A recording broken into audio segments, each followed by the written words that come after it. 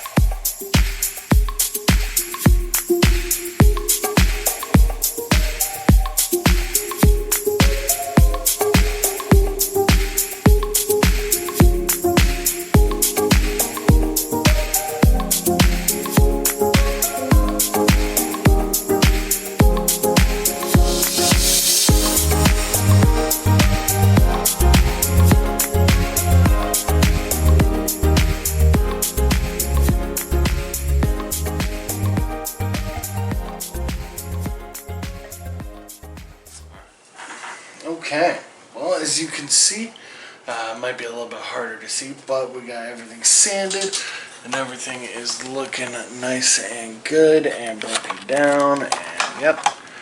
So yeah, everything looks excelente. I was very, very happy with it.